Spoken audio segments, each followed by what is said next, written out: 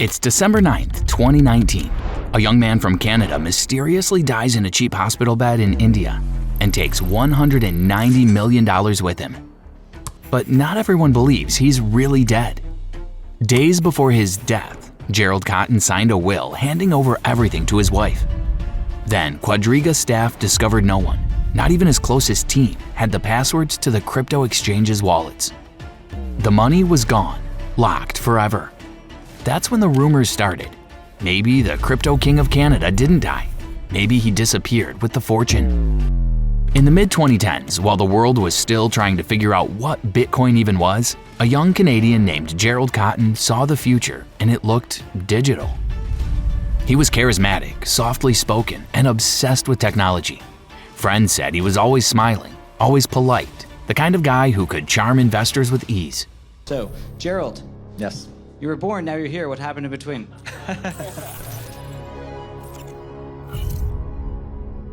He was a really bright guy. He was really funny. Cotten co-founded Quadriga CX in 2013, a small cryptocurrency exchange run out of Vancouver.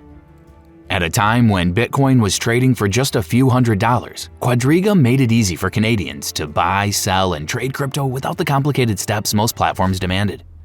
Within just a few years, Quadriga had exploded in popularity.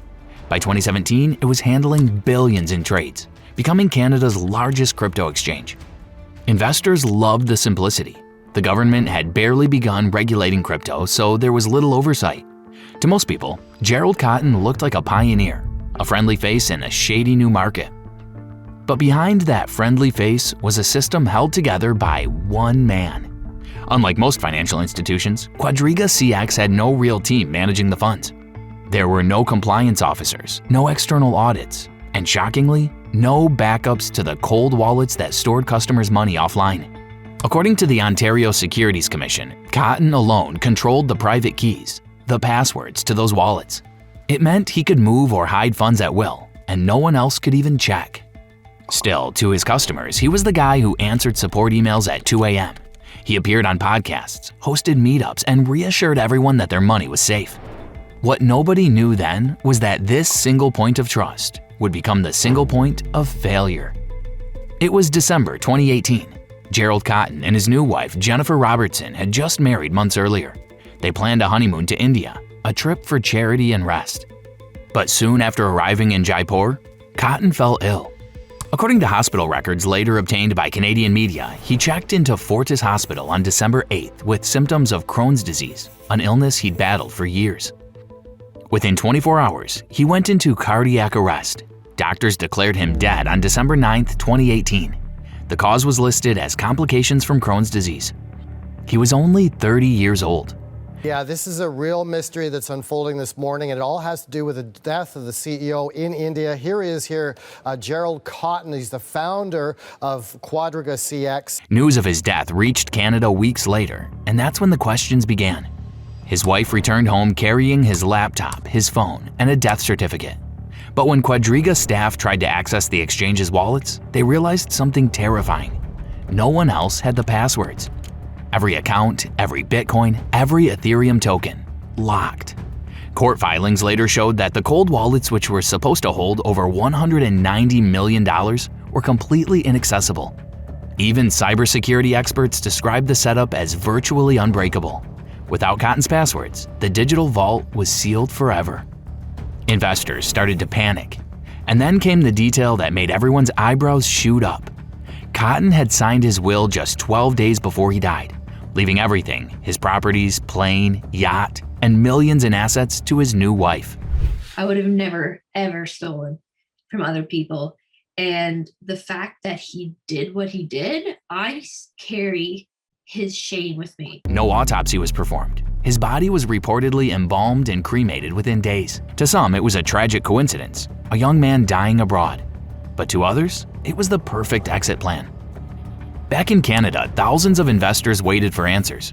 But as investigators dug deeper, they uncovered something even darker than missing passwords. In January 2019, Quadriga filed for creditor protection in Nova Scotia, admitting that it owed its customers about roughly $190 million belonging to over 76,000 users.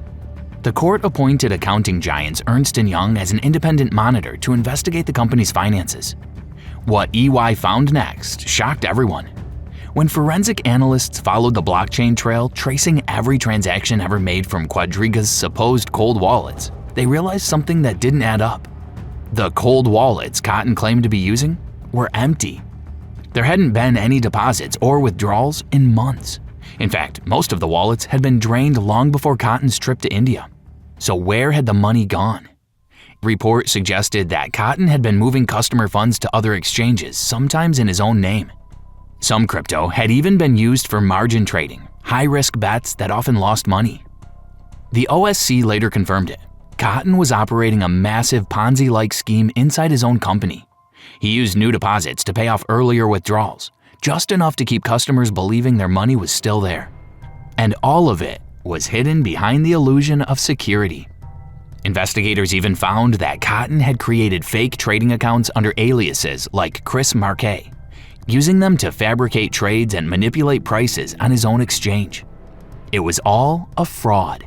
But this wasn't even the biggest deception, because what came next would blur the line between death and disappearance.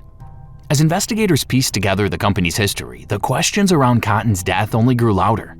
The first red flag: timing. Cotton had updated and signed his will just 12 days before he died, leaving nearly everything to his new wife, including a private plane, real estate holdings, and luxury vehicles. The second, lack of verification. The death certificate issued in India had several inconsistencies. Some media outlets pointed out that his name was misspelled, and the document wasn't notarized in Canada. Then came the biggest concern. There had been no independent autopsy. His body was reportedly embalmed and cremated within days. For victims who had lost their life savings, these details were enough to spark a storm of conspiracy theories. Some believed Cotton had faked his own death, disappearing to live off the stolen funds. Others thought he'd been murdered by partners or criminals he'd crossed. And a few believed he'd simply died, leaving behind a tangled web of lies no one could ever fully unravel. The Ontario Securities Commission, after an exhaustive review, concluded in 2020 that Quadriga was a fraud committed by Gerald Cotton. They estimated that he had misappropriated at least $169 million, running his exchange like a personal piggy bank, spending investor funds on speculative trades, travel, and luxury assets. According to the OSC, the collapse of Quadriga wasn't caused by an unfortunate death.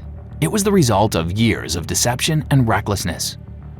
Meanwhile, Cotton's widow, Jennifer Robertson, cooperated with investigators and agreed to forfeit most of the estate's assets, including real estate and vehicles, in a settlement to repay victims. She maintained she had no involvement in his business practices. But even after the legal dust settled, the mystery refused to die. In 2019, a group of investors formally requested that Cotton's body be exhumed to confirm his death, a request that made global headlines. To this day, Canadian authorities have not ordered the exhumation. His official cause of death remains complications from Crohn's disease. Whether he died in India or disappeared under a new name, one fact remains: the money was gone. Ernst & Young recovered only a fraction, less than $37 million, from scattered crypto accounts. The rest, over $142 million, vanished into the blockchain. The truth is, any fool can steal money. The hard part is getting away with it. And Gerald Cotton had the perfect setup. Canada's regulators didn't even know how to handle crypto yet. That gave him years to run Quadriga CX with zero oversight. Alongside his partner, Michael Petrine, a convicted fraudster, he handled millions with no checks or balances. When Petrine left, Gerald stayed behind, completely in control. He knew what was coming. Every failed Ponzi ends the same way: prison, a bullet, or a clean escape. And Gerald had time to plan. In 2018, he signed a will, married Jennifer Robertson, and jetted off to Jaipur, India, the world's second largest hub for fake death certificates. There, he died of Crohn's disease. No Canadian doctor confirmed it, no DNA match, just a closed casket and a death certificate from India. Even the embalming was suspicious, done by college students with no experience. The paperwork was loose. The death certificate came from India's notoriously corrupt registry system.